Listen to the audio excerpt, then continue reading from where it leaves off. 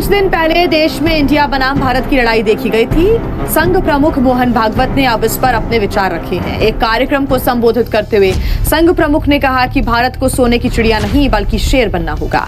सोच के देखिए, हम बड़े गर्व से सोने की चिड़िया की भारत की बात करते हैं। पर एक सवाल, क्या रियलिटी भी वैसे ही चमकती है जैसे स्पीच में दिखती है? टीवी पर जितना हाइप है, क्या रोड पर उतना ही होप है? रिपोर्ट्स, ग्राफ, अनाउंसमेंट सब कुछ सुने तो लगेगा देश रॉकेट की स्पीड से आगे बढ़ रहा है। पर रियलिटी चेक करे तो गांव में अभी भी बिजली का इंतजार है, शहर में सड़कें अभी भी पैचवर्क जैसे हैं। ग्लोबल रैंकिंग में हम टॉप 5 के पास है, लेकिन ग्राउंड पे लोग बेसिक टॉयलेट, पानी और रोजगार के लिए तरस रहे हैं। मीडिया चिल्लाती है भारत फास्टिंग ग्रोइंग इकोनॉमिक है। FDI 2014 में 36 बिलियन था, आज 81 बिलियन क्रॉस हो गया है। लेकिन एक सवाल, जॉब क्यों नहीं बनती? यूथ बेरोजगार क्यों है? GDP का नंबर बढ़ गया, लेकिन क्या आम जनता की जिंदगी में भी कुछ बदला? क्या एक मजदूर, एक स्टूडेंट या एक रिटायर्ड आदमी भी कह सकता है कि हाँ, देश तरक्की कर रहा है? भारत आज अमेरिका और यूरोप के साथ $1 बिलियन डील साइन कर रहा है। चीन के साथ ट्रेड भी रिकॉर्ड लेवल पे पहुंच गया है। लेकिन एक आम आदमी, एक किसान, एक मजदूर इस पूरी इक्वेशन में कहाँ खड़ा है?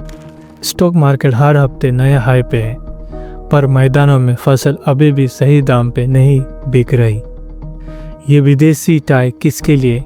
देश के लिए या सिर्फ बिजनेसमैन या बिजनेस हेडलाइन के लिए? हम सब टैक्स भरते हैं, GST, इनकम टैक्स, पेट्रोल भी टैक्स, पर जब हॉस्पिटल जाते हैं तो जेब से पैसा निकालना पड़ता है।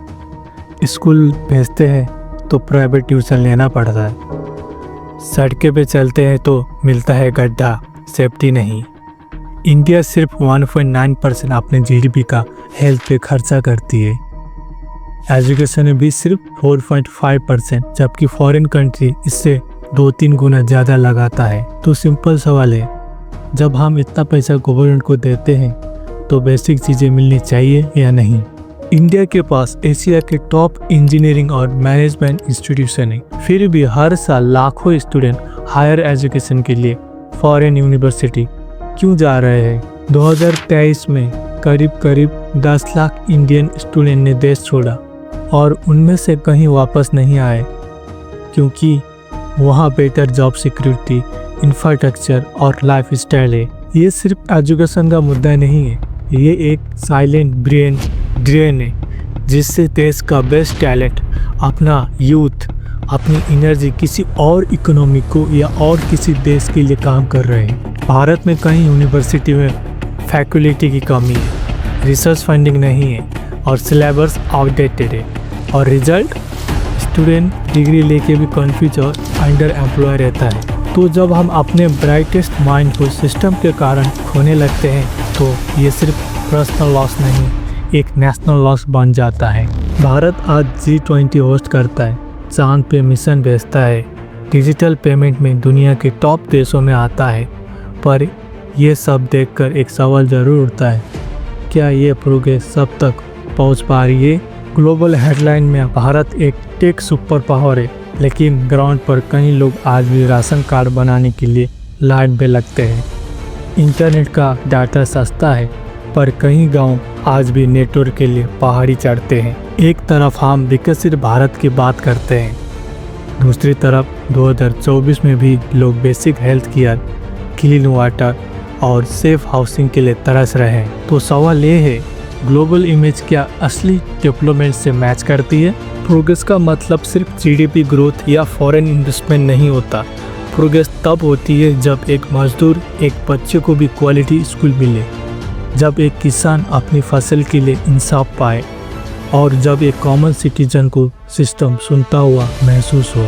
देश के असली स्टेक होल्डर वो लोग हैं जो हर रोज़ लोकल ट्रेन में सफ़र करते हैं, जो राशन के लिए लाइन पे लगते हैं, जो छोटी दुकान चला के अपने घर का चूल्हा जलाते हैं, लेकिन उनकी आवाज़ या तो दबा दी जाती है या इग्नोर कर दिया जाता है।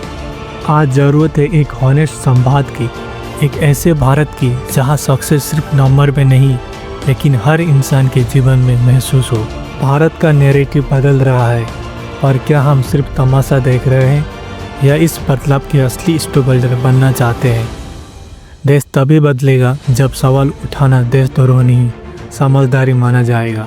अगर आप भी चाहते हैं एक ज़्यादा इंसाफ पसंद, इंक्लूसिव और अकाउंटेबल भारत, तो आवाज़ उठाइए और सिस्टम को उसी तरह सवाली नज़र से देखिए जैसे एक जिम्मेदार नागरिक देखता है, क्योंकि देश सिर्फ सरकार से नहीं, जनता के जागरूक होने से भी बनता है।